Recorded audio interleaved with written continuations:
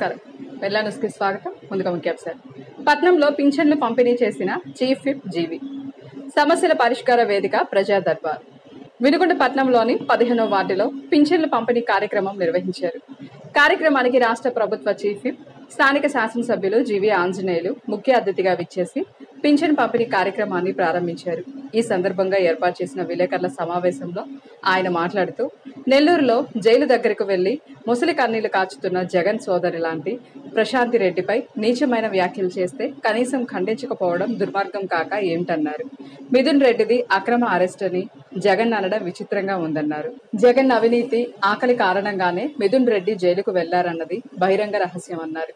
వైకాపా ప్రభుత్వంలో జగన్, అచ్చెన్నాయుడు, కొల్లు రవీంద్ర, ధూళిపాల నరేంద్ర, బీసీ జనార్దన్ రెడ్డిపై తప్పుడు కేసులు పెట్టి వేధించారని, కూటమి ప్రభుత్వంలో మాత్రం ఆధారాలు ఉన్నవారిపైనే చర్యలు తీసుకుంటున్నట్లు తెలిపారు. జగన్ నిర్వాహకాల వల్ల ఎంతో మంది ఐఏఎస్లు జైలుకు వెళ్లారో మర్చిపోతే ఎలా అని ప్రశ్నించారు. అనంతరం వార్డులోని ప్రజల ఇళ్ల వద్దకు చేరుకొని ప్రతి ఇంటిని దర్శించి కూటమి ప్రభుత్వం అందిస్తున్న పథకాల గురించి అడిగి తెలుసుకున్నారు. ఈరోజు గత 4 సంవత్సరాల నుండి భర్త చనిపోయి పెన్షన్ రానటువంటి వాళ్ళకి, 3 సంవత్సరాల నుండి పెన్షన్ రానటువంటి వాళ్ళకి ఈరోజు వితంతువులకి పెన్షన్ ఇచ్చారు.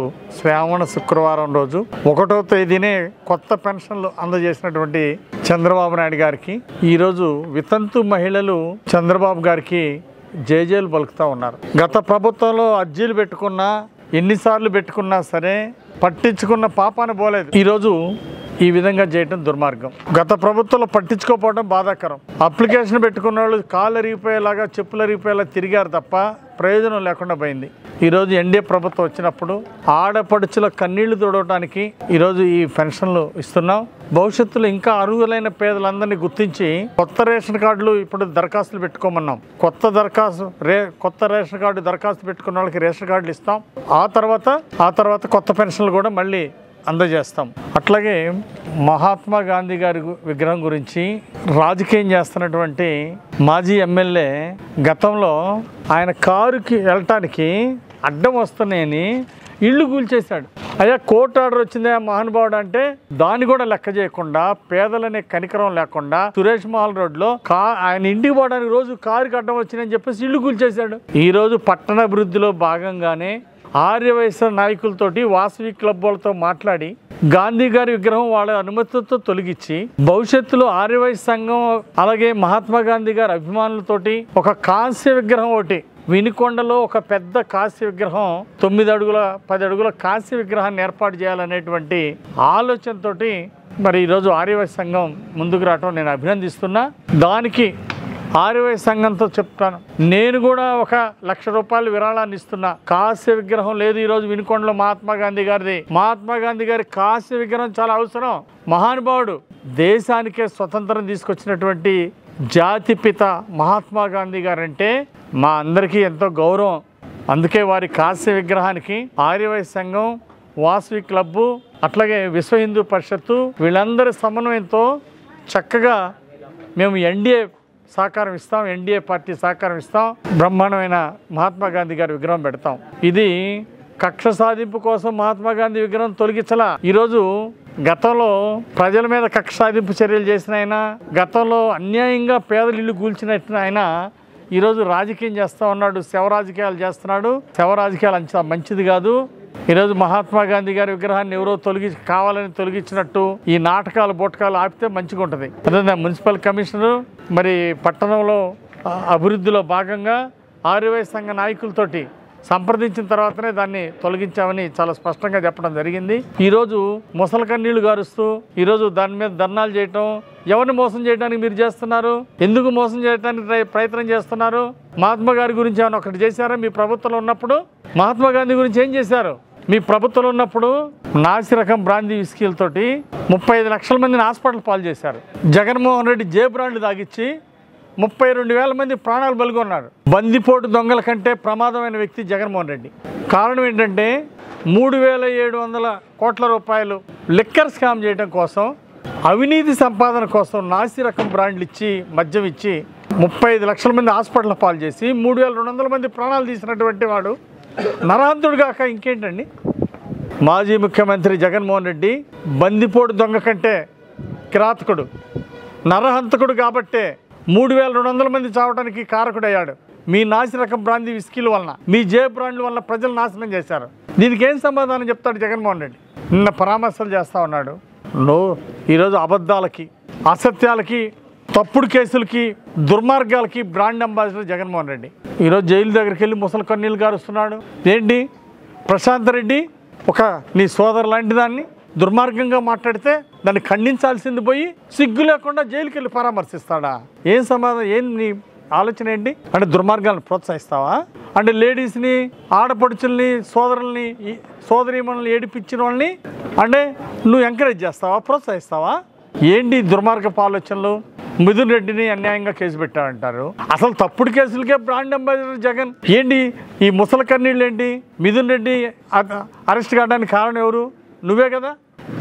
నీ అవినీతి దాహంతో ఇప్పటికి 11 మంది జైలుకు పోయారు. నీ లిక్కర్ స్కామ్లో భాగమైనటువంటి వాళ్ళు ఒక్కొక్కళ్ళు సాక్ష్యాధారాలు దొరికిన వాళ్ళు దొరికినట్టు జైలుకు పోయారు. మిథున్ రెడ్డి జైలుకు పోవడానికి కారణం ఎవరు? నువ్వు. మళ్ళీ అన్యాయంగా తప్పుడు కేసులని ముసలి కన్నీళ్ళు గారటం ఎంత బాధాకరం. మీరు తప్పుడు కేసులు పెట్టింది మర్చిపోయారా? మా అచ్చెన్నాయుడు గారి మీద, కొల్లు రవీంద్ర గారి మీద, ధూళిపాల నరేంద్ర గారి మీద, బీసీ జనార్దన్ రెడ్డి మీద మీరు తప్పుడు కేసులు పెట్టి వేధించింది మీరు. మేమన్నీ కూడా చట్ట ప్రకారం సాక్ష్యాధారాలతో ఉన్నటువంటి వాళ్ళని ఈరోజు ఈ ప్రభుత్వం చర్య తీసుకుంది. ఈరోజు అధికారులు ఇష్టారాజ్యంగా మాట్లాడుతున్నావు. జగన్ పర్యటన వస్తే ఆ రోజు ఎవరిని దొక్కిస్తారో ఏం చేస్తారో అని ప్రజలు ఆందోళన పడుతున్నారు. కారు కింద అదన్నా కుక్కను దొక్కించినట్టు దొక్కించి ఇసిరి అవతల పడేస్తారు మీరు వైసీపీ కార్యకర్తని. మానవత్వం లేకుండా ఈరోజు మీరు దేనికి పర్మిషన్ తీసుకున్నారు? జైలుని వెళ్ళి పరామర్శించడానికి తీసుకున్నారా? బహిరంగ సభకి పబ్లిక్ మీటింగ్ కోసం అనుమతి తీసుకున్నారా?